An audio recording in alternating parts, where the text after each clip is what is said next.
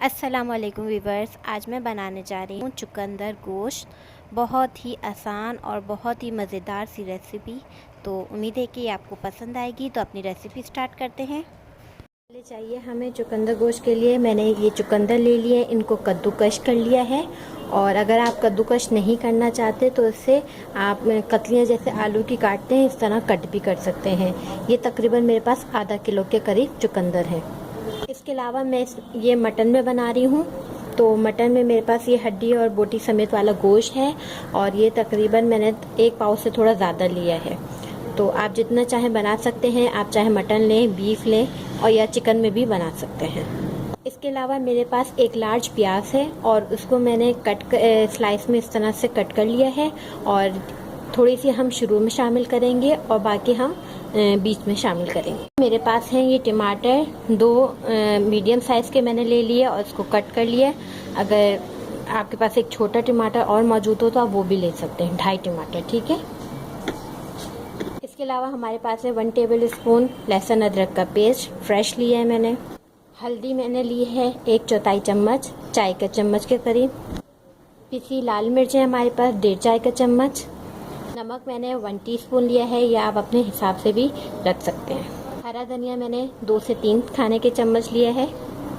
और यहाँ पे मैंने कुछ हरी मिर्चें ले ली हैं 5 से 6 अदद। और अदरक है जूलियन कटी हुई, ये तकरीबन मैंने 2 चम्मच के करीब ली है, ठीक है। ये हम एंड में शामिल करेंगे। सबसे पहले हम पैन में तेल शामिल करेंगे 1 कप के करीब।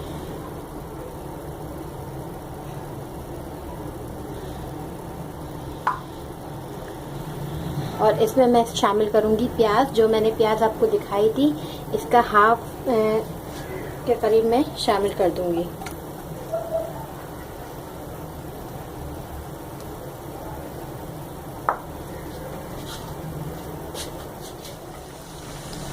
हमें इसे जब तक पकाना है ये प्याज गोल्डन ना हो जाए जब तक।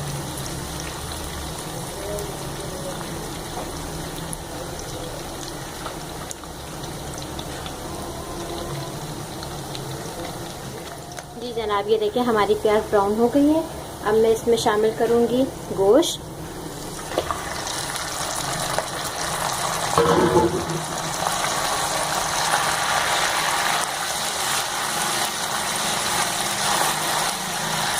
साथ ही साथ मैं इसमें लहसुन अदरक का पेस्ट शामिल करूंगी।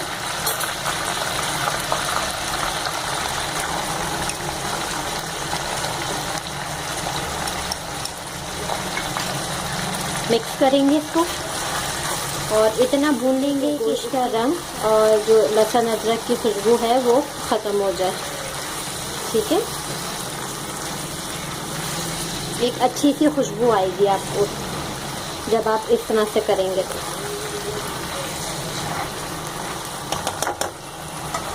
2 मिनट तक हमने इसको करना है। इसके बाद हमें क्या करना है, जो बाकी बची हुई प्याज थी हमारे पास हम वो शामिल कर देंगे।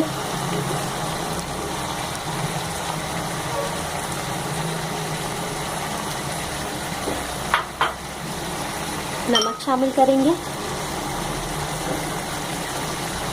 हल्दी शामिल करेंगे, पिसी लाल मिर्च शामिल करेंगे और पिसा धनिया शामिल करूंगी। मैंने आपको बताया नहीं था, रेसिपी में भूल गई थी, 1 टीस्पून के करीब।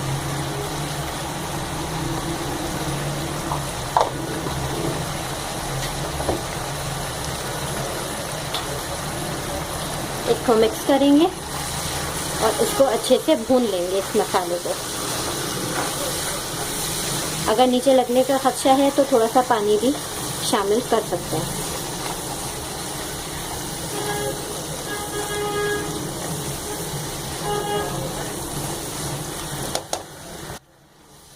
ठीक है, ये हमारी भुनाई हो गई है।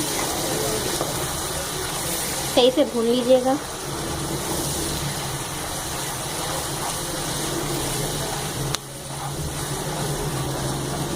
मैं इसमें 1 गिलास के करीब पानी शामिल कर दूंगी कि जिसमें हमारा गोश्त गल जाए, ठीक है। आपने जितने चाहें पानी डाल सकते हैं, बस इतना डालिएगा कि गोश्त उस पानी में गल जाए। तो अब मैं इसको कवर कर दूंगी और उसके बाद आधे घंटे के बाद मैं इसको चेक करूँगी तो गोश्त गल जाएगा इंशाल्लाह। जी व्यूअर्स, अब ये देखें इसमें थोड़ा सा पानी रह गया है, इसको ज़्यादा मैंने खुश्क नहीं किया। इसी में अब मैं चुकंदर जो मैंने आपके सामने काटे हुए थे वो इसमें शामिल कर दूँगी। अच्छा जनाब, अच्छा हमने इसमें चुकंदर डाल दिया और चुकंदर डाल के हम इसमें मिक्स करेंगे।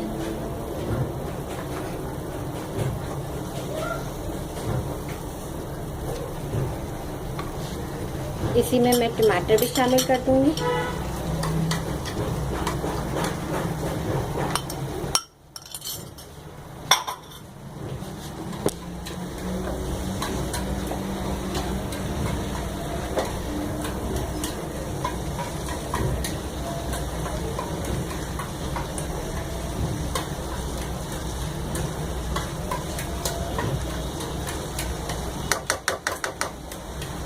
मीडियम फ्लेम कर दी है और इसको हम करके मीडियम फ्लेम पे पकाएंगे।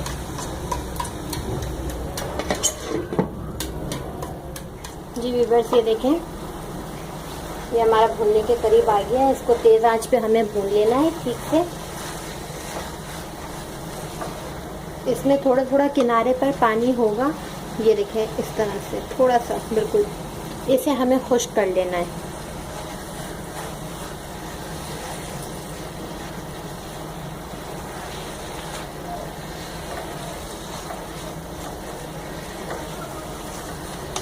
इसे सही से मैं भून लूँगी। अब मैं लास्ट में बिल्कुल इसमें हरा धनिया जो हमने काट के रखा था,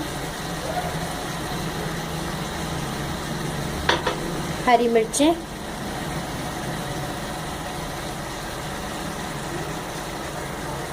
अदरक